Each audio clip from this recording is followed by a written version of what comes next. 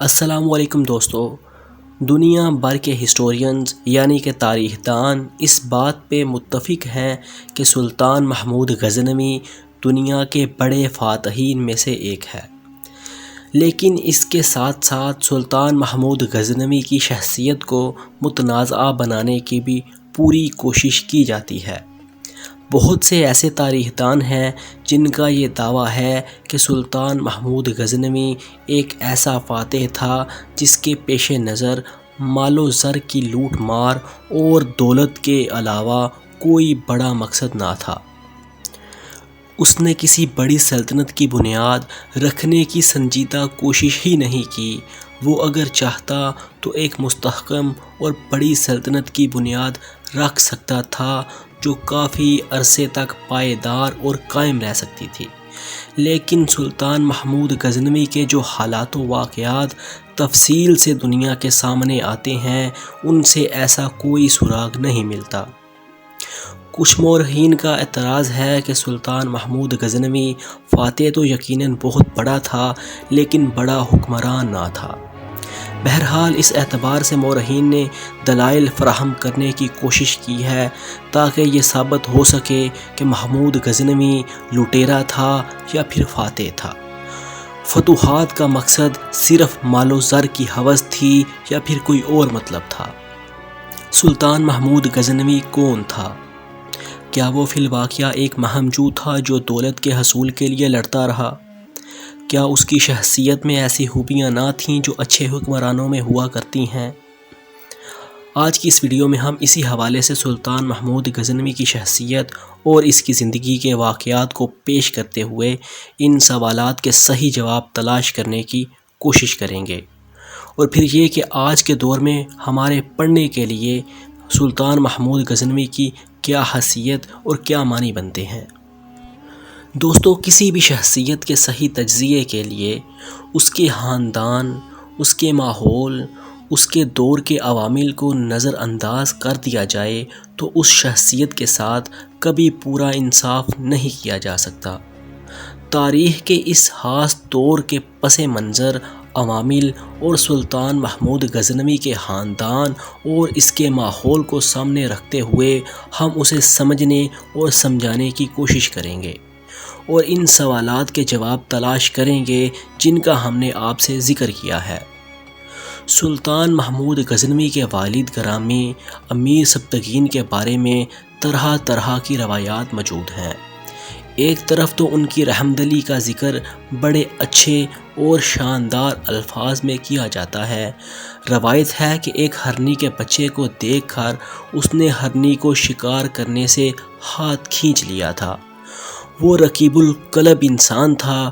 دوسری طرف یہ ہے کہ وہ ایک خود ساختہ انسان تھا جس نے اپنی محنت اور لگن سے تاریخ میں اعلیٰ مقام حاصل کیا اور حکومت بھی سنبھالی۔ وہ دور جس میں محمود غزنوی پیدا ہوا، اس دور میں عباسی سلطنت زوال کا شکار ہو چکی تھی، اور جب مرکزی حکومت کمزور ہو جاتی ہے تو پھر یہی ہوتا ہے کہ سلطنت میں چھوٹی چھوٹی ریاستیں بھی سر نکالنے لگتی ہیں۔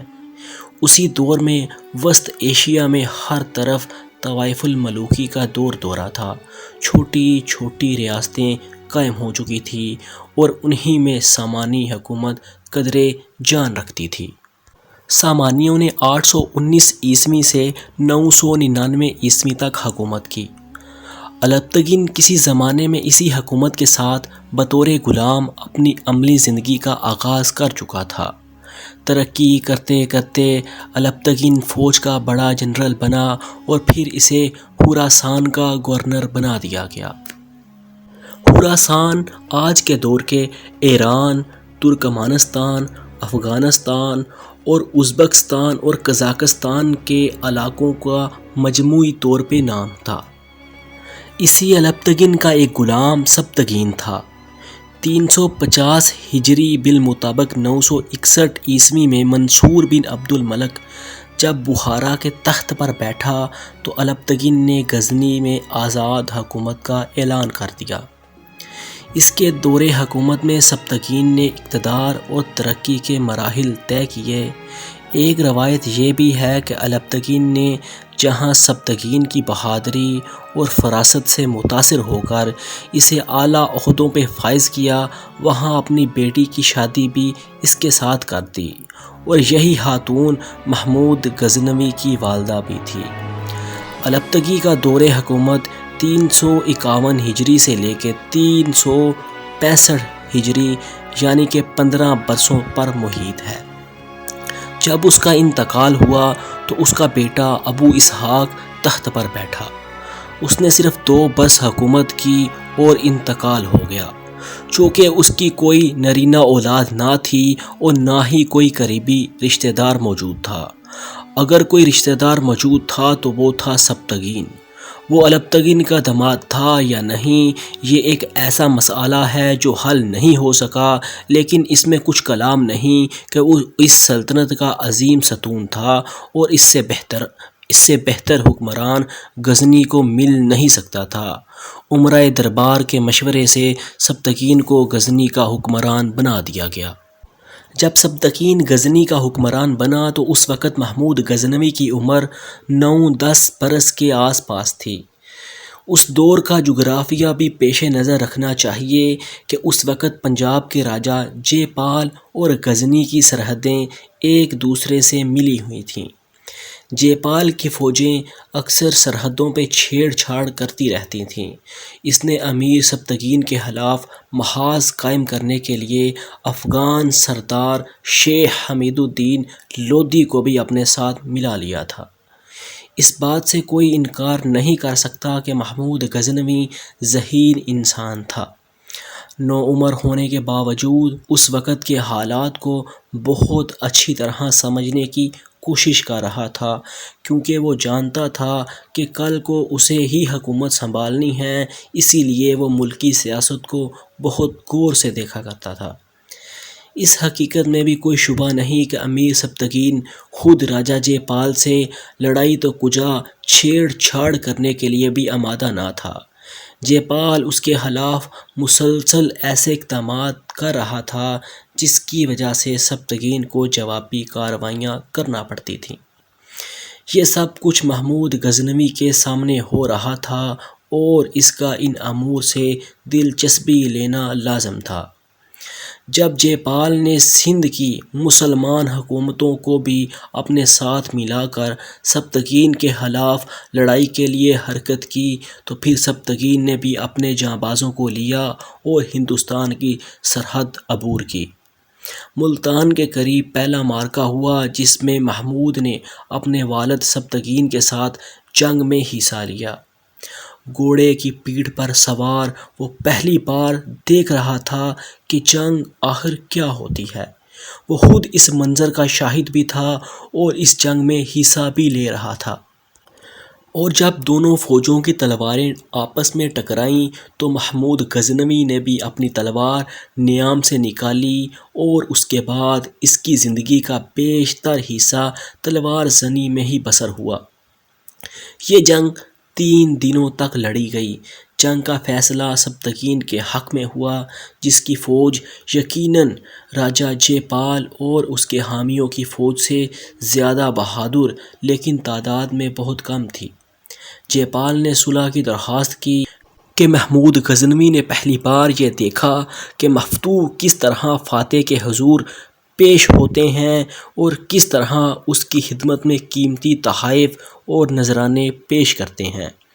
یہ واقعہ محمود غزنوی کے ذہن پر ہمیشہ کے لیے نقش ہو گیا۔ تلواروں کی جھنکار، ہنہناتے ہوئے گھوڑے، چیخو پکار، مرنے والوں کی سسکیاں، مارنے والوں کے فاتحانہ نعرے، پھر فتح کا جشن، مفتوحین کی بے بسی اور نتیجے میں مال و دولت کے بیش بہا نذرانے۔ امیر سبتکین نے صلح کی درخواست قبول کر لی۔ 10 لاکھ درہم کی حقیر رقم اور 40 ہاتھی جنگ کا تاوان قرار پایا۔ جے پال نے اپنے بعض معزز امراء کو بطور ضمانت مسلمانوں کے سپرد کیا تاکہ تاوان جنگ کی ادائیگی کے وقت انہیں رہا کر دیا جائے۔ امیر سبتکین نے تاوان جنگ کی وصولی کے لیے اپنے کچھ نمائندے جے پال کے دربار میں بھجوا دیے۔ سبتگین کے جاتے ہی جے پال کی نیت بدل گئی۔ اس نے دربار خاص کے انعقاد کا فرمان جاری کیا۔ اس خصوصی اجلاس میں اس نے آس پاس کے حامیوں، جاگیرداروں، امراء اور بادشاہوں کو بھی طلب کیا۔ جے پال نے اس اجلاس سے خطاب کیا کہ مسلمان پنجاب اور ہندوستان کی طرف پیش قدمی کر رہے ہیں۔ مسلمانوں کا راستہ روکنا اور انہیں شکست دینا دھرم کی حفاظت کے مترادف ہے۔ اگر یہ ہمارے علاقوں پہ قابض ہونے لگے تو ہمیں زبردستی مسلمان بنا لیں گے، ہماری عزتیں غیر محفوظ ہو جائیں گی۔ اس کے بعد سبتگین کو یہ پیغام بھیجا کہ ہمارے آدمی جو تمہارے پاس بطور ضمانت ہیں انہیں واپس بھجوا دو، اور تمہارے جو نمائندے ہمارے پاس موجود ہیں انہیں زندہ سلامت حاصل کر لو۔ اور اس کے بعد اس نے سبتگین کے نمائندوں کو جیل میں ڈال دیا، اور ساتھ ہی جنگی تیاریوں کے لیے اپنے سفیروں کو دلی، اجمیر، کنوج اور کالنجر روانہ کر دیا۔ اس کے سفیروں کے پہنچنے کے بعد ان علاقوں سے فوجی امداد پنجاب روانہ ہونے لگی۔ بتایا جاتا ہے کہ یہ پہلا موقع تھا کہ 1,00,000 سوار اور بے شمار پیادہ سپاہی افغانستان کی سرحد پر جمع کر دیے گئے، یعنی مسلمانوں کے خلاف اس سے پہلے ہندوستان کی طرف سے کبھی اتنا زبردست لشکر جمع نہ کیا جا سکا تھا۔ امیر سبتگین کو جب راجہ جے پال کی بدعہدی کا علم ہوا تو اسے زیادہ مایوسی نہیں ہوئی، کیونکہ راجہ جے پال کی نفسیات سے سبتگین بخوبی واقف ہو چکا تھا۔ اس نے جوابی کارروائی کے لیے تیاریاں شروع کی اور جنگ کا اعلان کر دیا۔ غزنی کے در و دیوار جنگ کے اعلان اور نعروں سے گونج اٹھے۔ ہزاروں رضاکار سبتگین کے لیے لڑنے اور مرنے کے لیے اس کے جھنڈے تلے جمع ہونے لگے۔ محمود غزنوی یہ سب کچھ دیکھ اور سمجھ رہا تھا۔ اس نے یہ دیکھا کہ ہندوؤں نے کس طرح بدعہدی کی ہے اور انہیں اپنی زبان اور وعدے کا بھی پاس نہیں رہا۔ اس اعتبار سے محمود غزنوی نے ہندوستان پہ جو حملے کیے ان کی وجوہات کو سمجھا جا سکتا ہے، اور پھر واقعات بھی ایسے تھے کہ ہندو ذہنیت اور محمود غزنوی کے رد عمل کو کبھی نظر انداز نہیں کیا جا سکتا۔ امیر سبتگین کو چونکہ علم تھا کہ راجہ جے پال نے اس بار بہت تیاری کی ہے اور مقابلہ سخت ہونے کی بھی بہت امید ہے، اسی لیے اس نے بھی وسیع پیمانے پہ تیاریاں کیں۔ امیر سبتگین بھی پہلے کے مقابلے میں ایک بڑا لشکر لے کر مقابلے کے لیے روانہ ہوا۔ غزنی سے روانہ ہونے کے بعد اس نے سب سے پہلے افغانستان کے مشہور شہر ملخان پر حملہ کیا اور اسے فتح کر کے قبضہ کر لیا۔ اس کے بعد وہ پنجاب کی طرف بڑھا اور دریائے اٹک تک پہنچ گیا۔ جے پال کا لشکر دریائے اٹک کے اس پار موجود تھا۔ امیر سبتگین کی آمد کی فوری بعد اس نے اپنا لشکر دریا سے پار کرایا اور دریا کے سامنے خیمے ڈال دیے۔ محمود غزنوی اب تجربے کار سپاہی بن چکا تھا، اگرچہ وہ ابھی ایسی عمر میں تھا جو کھانے اور کھیلنے کودنے کی ہوتی ہے، لیکن وہ تلوار کا دھنی بن چکا تھا اور اپنے سے زیادہ اور بڑے تجربہ کاروں کو متاثر کرنے میں کامیاب ہو چکا تھا۔ امیر سبتگین اگرچہ اس بار بڑے لشکر کے ساتھ میدان جنگ میں پہنچا تھا، لیکن اس سب کے باوجود اس کے لشکر کی تعداد جے پال کے مقابلے میں بہت کم تھی۔ ضروری تھا کہ وہ اپنے لشکر کی کمی کو ظاہر نہ ہونے دے، اسی لیے امیر سبتگین نے اپنی فوج کو 500 جانبازوں کے دستوں میں تقسیم کر کے مقابلے کے لیے بھیجا۔ اس حکمت عملی کے 2 جنگی فوائد حاصل ہوئے۔ ایک تو یہ کہ دشمنوں پر اس کے لشکر کی قلت کا پول نہ کھل سکا، اور دوسرا یہ کہ اس کے تازہ دم دستے دشمنوں سے مقابلہ کر کے دشمنوں پر اپنی برتری ثابت کر رہے تھے۔ اپنی جنگی فراست اور چال سے امیر سبتگین نے جب دیکھا کہ جے پال کا لشکر خاصا تھک گیا ہے تو اس نے اپنے لشکر کو عام حملہ کرنے کا حکم دے دیا۔ تازہ دم جانباز جب راجہ جے پال کی تھکی ہاری فوج پر ٹوٹے تو دیکھتے ہی دیکھتے جے پال کی فوج کے قدم اکھڑ گئے اور پھر ایسی بد دلی اور بزدلی پھیلی کہ فوج میدان جنگ سے بھاگ نکلی۔ خود راجہ جے پال بڑی مشکل سے جان بچا کر پنجاب اپنے دارالحکومت میں پہنچ سکا۔ امیر سبکتگین نے ملغان، پشاور اور شہر نیلاب کے علاقے سلطنت غزنی میں شامل کر لیے۔ پنجاب پہنچتے ہی راجہ جے پال نے پھر صلح کے لیے قاصد روانہ کیے۔ کہا جاتا ہے کہ امیر سبکتگین کو صلح کرنے میں ہچکچاہٹ ہو رہی تھی اور وہ صلح نہیں کرنا چاہتا تھا، لیکن محمود غزنوی نے اپنے والد کو مشورہ دیا کہ مزید تاوان جنگ لے کر صلح کر لی جائے۔ کہا جاتا ہے کہ محمود غزنوی نے بہت اعتماد سے کہا تھا کہ اگر یہ پھر بد عہدی کرے گا تو ہم اسے بہت ہی آسانی سے شکست دے کر اس کی ذلتوں میں اضافہ کر سکتے ہیں۔ یوں راجہ جے پال کے ساتھ پھر صلح کر لی گئی۔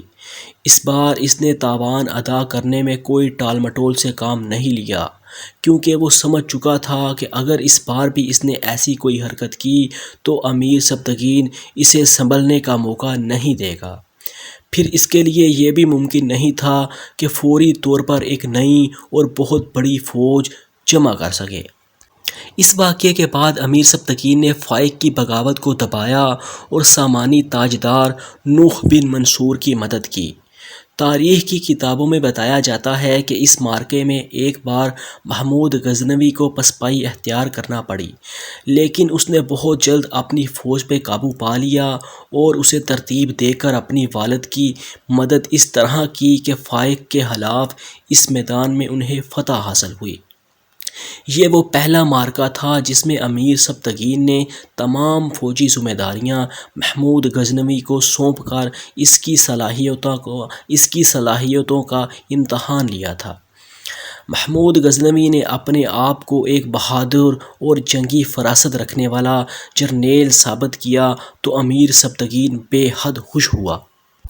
اس معرکے میں خراسان پر امیر سبکتگین کا قبضہ ہو گیا اور اس نے محمود غزنوی کو خراسان کا نظم و نسق سنبھالنے کے لیے روانہ کر دیا۔